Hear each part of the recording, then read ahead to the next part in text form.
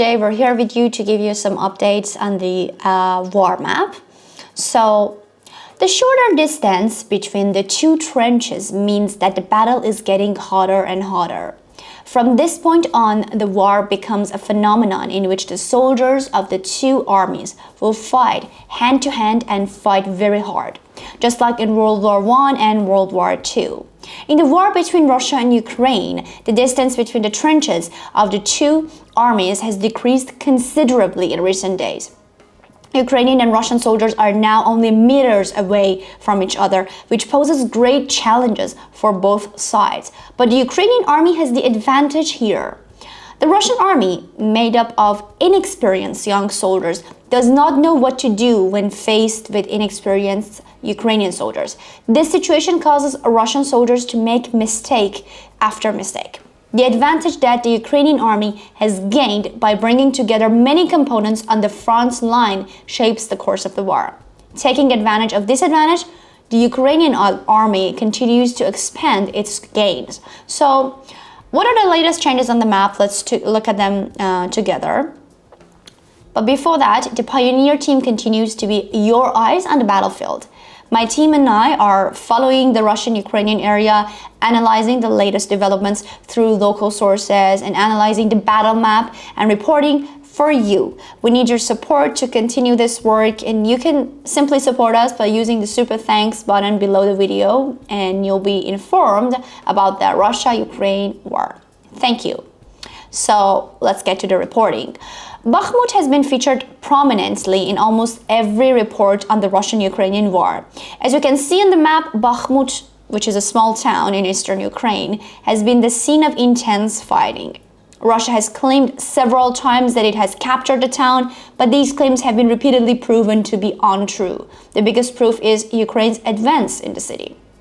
Recently, the Ukrainian army captured the strategically important railway station in the center of the city and forced Russian army to retreat about 5 kilometers to the west of the railway station. So, good news continues to come from the Ukrainian army. A small-scale counterattack was launched by the Ukrainian army on the Bakhmut line recently.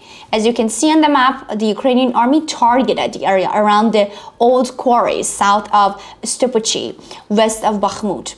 The area was first encircled from the north and east. In this way, the land connection of the region with the Russian-occupied territories was severed.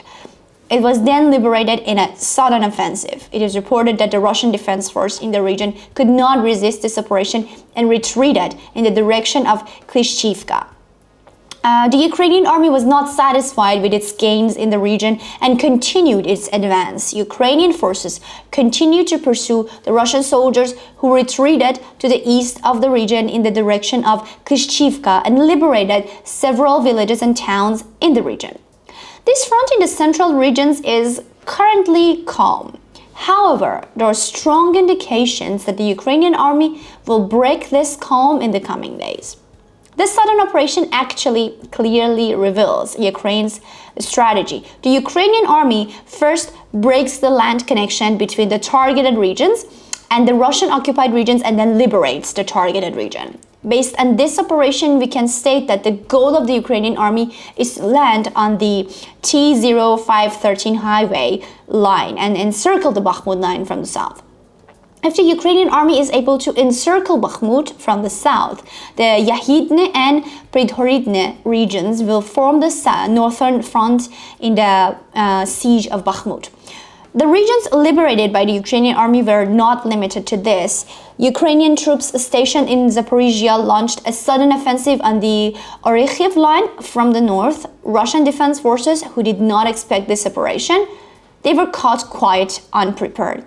Thanks to this sudden offensive of the Ukrainian army on the southern front, several villages and towns were liberated from the occupation of the Russian army, and Ukrainian troops established their dominance in the region.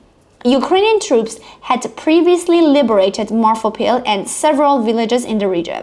These operations, which foreshadow the upcoming spring offensive, reveal the offensive strategy of the Ukrainian army. The Ukrainian army continues its operations on the southern and northern fronts to divide the Russian army into three parts and trap it. Ukraine's attacks on the southern front have caused the Russian army to start strengthening its defensive positions on the southern line. According to Ukrainian officials, the Russian army is looking for new supply lines to fortify its defense units in southern Ukraine. Most of these defense units are located south of Dnipro River. As the map shows, the Russian army is using the Dnipro River as a bulwark. However, the possibility of the Ukrainian army crossing the Dnipro River and launching a southern offensive scares Russia. On the other hand, the Ukrainian army continues to make intensive deployments to the front line. The Ukrainian army, which wants to increase its firepower before the upcoming spring offensive, is delivering a large amount of tanks and armored vehicles to the front line. Although it is claimed that these shipments of tanks from European countries will be deployed on the eastern border line of Ukraine, it is not possible to make a clear statement on the subject before the tanks reach the front line.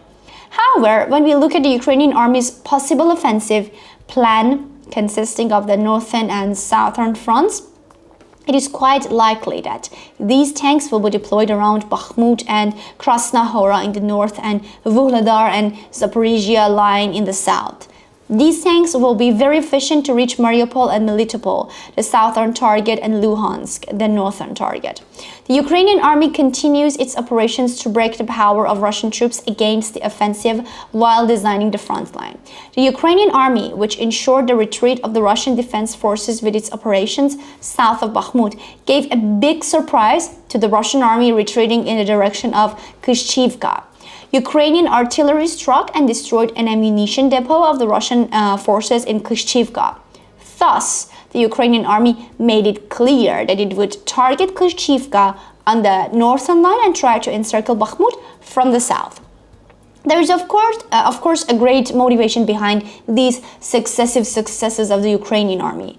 Zelensky, who is leading the war with great determination and courage, visited the front line. The Ukrainian leader recently traveled to Avdiivka, south of Bakhmut, about 5 kilometers from the hotly contested area.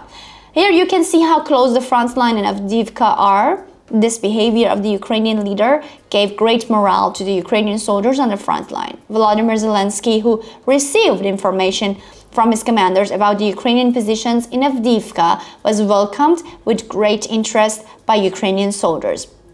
The Ukrainian army's battle plan continues to work like a machine. Russian forces are first cut off from each other, and then they're driven out of their positions, forced to retreat. The hopes of Russian soldiers behind the front line are destroyed by artillery fire. We are getting closer to the days when the red areas on the map will become fewer and fewer. The battle will be decided by the success of the Ukrainian army's breakthrough operations on the northern and southern lines, based on Luhansk, Mariupol, and Melitopol. So our report is finished. You can send us a message to Ukrainian heroes by sharing your thoughts in the comment sections, and thank you for watching this video.